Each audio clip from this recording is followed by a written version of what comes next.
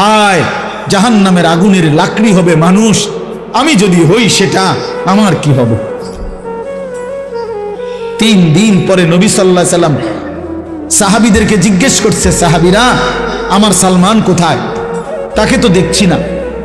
সাহাবীরা খুঁজতে খুঁজতে তালাশ করে ওই পাহাড়ের উঁচু জায়গা থেকে ওনারে ধরে আনছে, আইনা নবীজির সামনে আইনা বলছে, ইয়া রাসূলুল্লাহ, সালমান তো সেখানে বসে কাঁদতেই আছে আর বলতেছে, হায় জাহান্নামের আগুনের লাকড়ি হবে মানুষ, আমি যদি হই আমার কি হবে। এ কথা বলে শুধু কাঁদতেছে। আল্লাহর নবী সাল্লাল্লাহু আলাইহি সাল্লাম বললেন, সালমান কি হলো?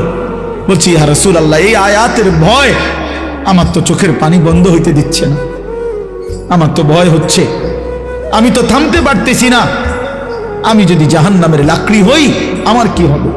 আল্লাহর কসম, তখন নবী সাল্লাল্লাহু আলাইহি সাল্লাম বলছে, সালমান আমি রাসূল সাক্ষ্য দিলাম জান্নাত তোমার অপেক্ষা করছে।